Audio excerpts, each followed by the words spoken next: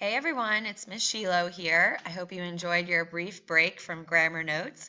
Sorry to disappoint, but we're going to start back up this week with verbals.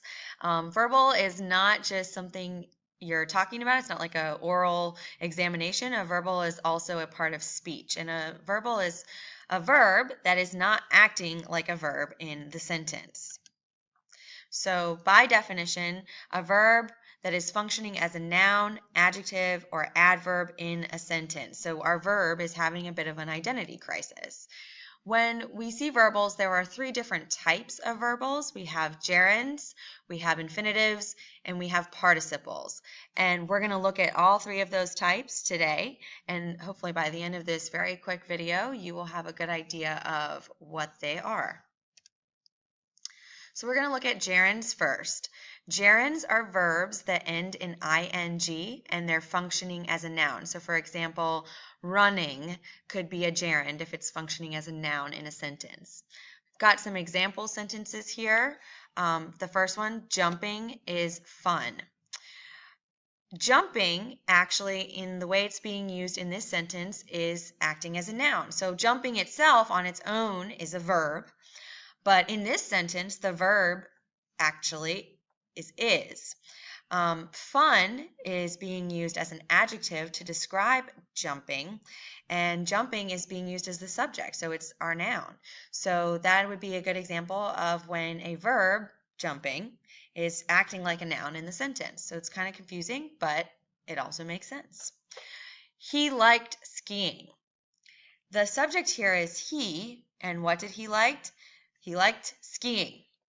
So skiing itself on its own would be a verb, but here it's being used as the direct object in the sentence. Therefore, it is a noun, and it's acting as a gerund. And then finally, he had a unique way of whistling. Here, whistling is acting as a noun. It's describing, it's the direct object for he. He is the subject. Had is actually the verb, and whistling is the direct object here. So it's functioning as a noun. So that, again, to remind you, gerunds are verbs that end in ing, but in the sentence, they are functioning as a noun. So they're either the subject of the sentence or perhaps they're the direct object of the sentence. Another type of verbal that we have are infinitives. Infinitives are the base form of a verb, and you will find these verbs followed by the word to. So to run, to smile, those are both infinitive verbs. Usually an infinitive is going to function as a noun, but it might also function as an adjective or an adverb, just depending on how it's being used in the sentence. So we've got some example sentences here. To jump is fun. Okay, that's kind of a variation on the sentence we had with the gerunds. Instead of saying jumping is fun, we're saying to jump is fun. Again, the verb here is, and jump is actually the subject. To jump is the subject, so there it's acting like a noun. I like to ski.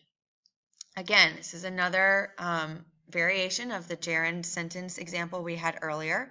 Here, again, to ski is acting as the direct object of the verb like. The subject of this sentence is I. So I, subject, like, verb, to ski, direct object, and we know direct objects are nouns. So even though ski is technically a verb, it's acting like a noun. It's having an identity crisis. She had a suggestion to offer. Here, to offer is modifying suggestion. In other words, it's describing the word suggestion. So it's acting as an adjective in this sentence. The subject of this sentence is she. The verb is had. And then what did she have? A suggestion. What kind of a suggestion? She had one to offer. So here, even though to offer is technically a verb, it's acting like an adjective in this sentence, and that's why we consider it a verbal. And then he called to warn her. Here, to warn somebody of something would normally be a verb, but it's acting as an adverb to modify the verb called. Who's the subject? He is the subject. Called is the verb. Who did he call? Her. And how did he call her? He called her to warn her. So warning is modifying called, and therefore it is an adverb. The third type of verbal that we have are participles. Participles are verbs that end in ing when they're in the present tense. They might also end in ed, d, t, en, or n if they're in past tense. Participles function as adjectives and they describe or modify nouns. So the dancing parrots entertained the crowd. So the action verb here is actually entertained. Parrots is the subject and dancing is describing them, so it's acting as an adjective here. So even though dancing is a verb, here it's acting like an adjective describing the parrots. And then the wrecked sailboat washed up on shore. The verb in this sentence is actually washed up. Sailboat is the subject, and wrecked is describing the sailboat. Notice this is a past participle ending with ed.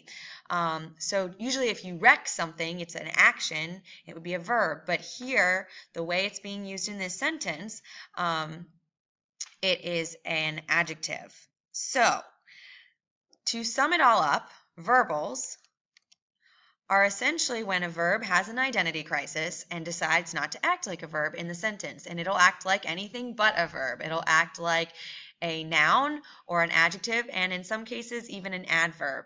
So it's tricky little things, but if you're able to identify your subject and your verb, so in other words, what the subject is actually doing, then if you see other verbs in the sentence, and you can make a conclusion that they are a verbal, and they might be a gerund, infinitive, or participle.